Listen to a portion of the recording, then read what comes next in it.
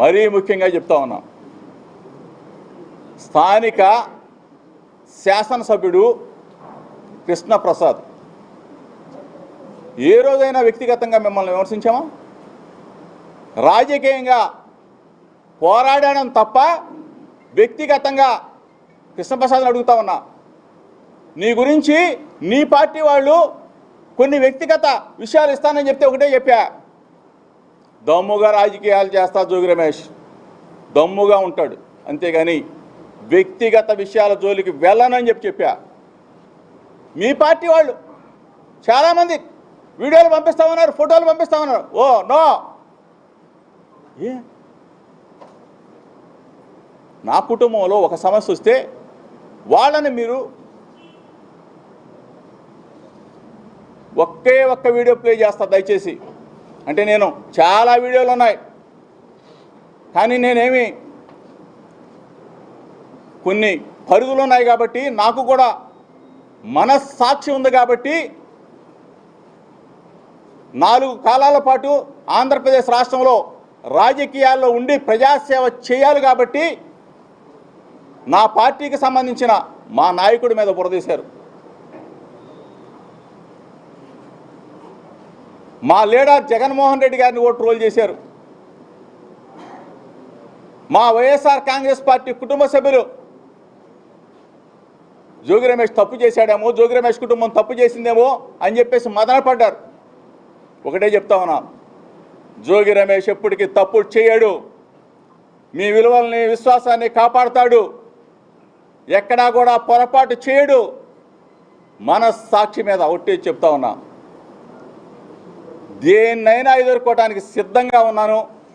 ఒక్క video play చేస్తాను, చాలా వీడియోలు ఉన్నాయి. దయచేసి నేను కృష్ణప్రసాద్ కూడా ఏమంటలా, కృష్ణప్రసాద్ అంటాడు నేను రాజీ చేయడానికి చూశాను, లేకపోతే అది చేయడం. దయచేసి నీకు దండం పెట్టి చెబుతా ఉన్నా, ఇటువంటి తప్పుడు పనులు మానుకో, తప్పుడు చేష్టలు మానుకో. నువ్వు చేసిందేంటో, నీ దుర్మార్గం ఏంటో, నీ ఆఫీస్కి వచ్చిన తర్వాత నీ ఆఫీస్ నుంచి ఎక్కడికి వెళ్ళారో, ఎఫ్ఐఆర్ ఎట్లా కట్టారో, ఏ విధంగా నువ్వు దుర్మార్గానికి ఒడిగట్టావో ఒక్క వీడియో సాక్షి చూపించా.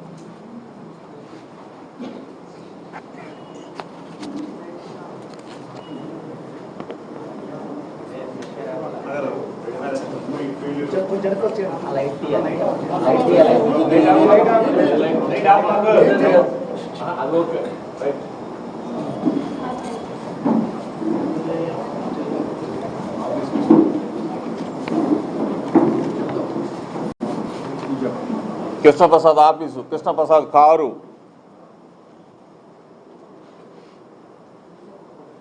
వాళ్ళు నా కుటుంబ సభ్యులే. ఇంతకన్నా నిదర్శనం ఇంకేమన్నా కావాలా అని అడుగుతా ఉన్నా. మీడియా మిత్రుల ద్వారా దయచేసి మీకు చేతులెత్తి నమస్కారం చేస్తా ఉన్నా. ఈ కుట్ర కోణాన్ని ఇక్కడి నుంచి డైరెక్ట్గా వెళ్ళి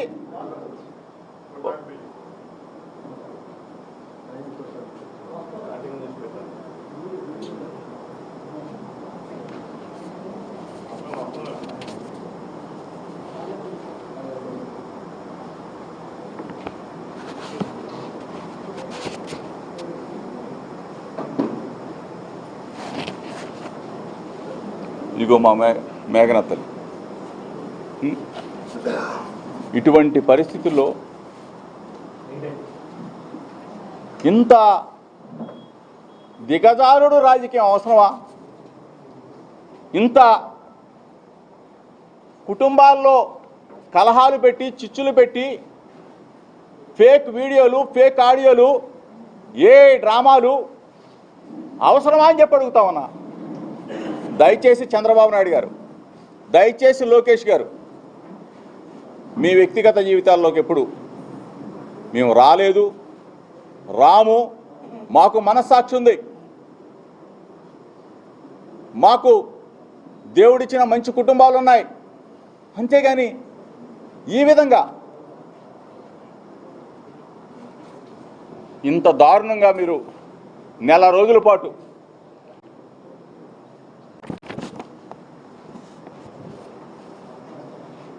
మానసిక క్షోభ, ఒకళ్ళం కాదు 11 మంది, నా కుటుంబం మొత్తం కూడా, ఎక్కడో ఉన్న నా కూతురు, గుల్బర్గాలో ఉన్న నా కూతురు, ఎక్కడో ఉన్న నా మేనల్లుడు వైజాగ్లో ఉంటాడు. అసలు ఏ విధంగా మీకు మనసు చచ్చిపోయి ఏమి చేయాలో తెలియక ఇంత కుట్రలు అవసరమా అని చెప్పి అడుగుతా ఉన్నా.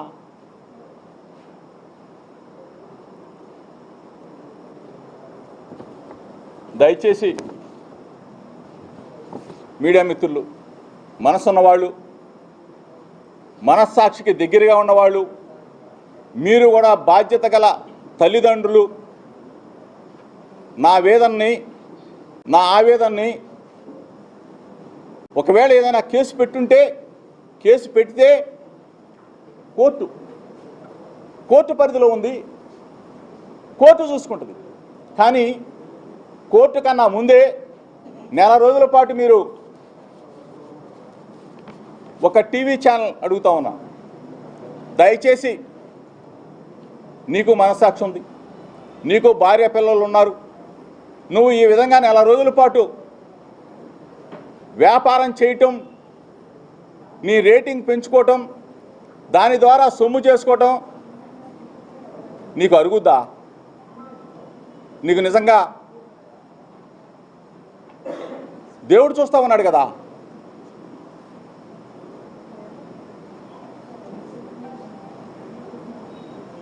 ఐటీడీపీ దయచేసి తెలుగుదేశం పార్టీ అధ్యక్షుడు నారా చంద్రబాబు నాయుడు గారు చాలా గౌరవంగా పిలుస్తా ఉన్నా, ఏది ఈ ఇష్యూ కాబట్టి. మిగిలిన విషయాల్లో ఏ విధంగా మాట్లాడతాననేది మీడియా మిత్రులకు అందరికీ తెలుసు. ఈ విషయం కాబట్టి నారా చంద్రబాబు నాయుడు గారు మిమ్మల్ని ఎక్కడా కించపరచట్లా, మీ వ్యక్తిగత జీవితాల్లోకి మేము ఇప్పుడు రాలా. ఖర్జూర్ నాయుడు గారు మీకు పెళ్లి చేశారు, మీరు నారా లోకేష్ గారికి పెళ్లి చేశారు, మీరు కూడా బాధ్యత గల తండ్రి. నా స్థానంలో అంటే నా స్థానంలో ఉండి ఆలోచించమని అడుగుతా ఉన్నా.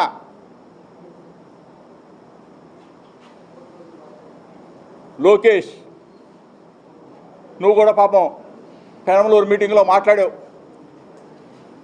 ఏదో కించపరిచే డైలాగ్ మాట్లాడావు, రెడ్ బుక్కుల గురించి కూడా మాట్లాడావు. నిన్ను కూడా గౌరవంగానే మాట్లాడుతా ఉన్నా. ఈ కేసుకు సంబంధించిన మీడియా సమావేశం కాబట్టి నిన్ను కూడా గౌరవంగానే మాట్లాడుతూ ఉన్నా. రెడ్ బుక్ అవసరం లేదన్నావు, ఓకే. రెడ్ బుక్ అవసరం అయినప్పుడు నన్ను 83 రోజులు జైలు పెట్టావు, నన్ను నా తమ్ముడిని, నా కొడుకుని రాజీవ్ని జైల్లో పెట్టావు.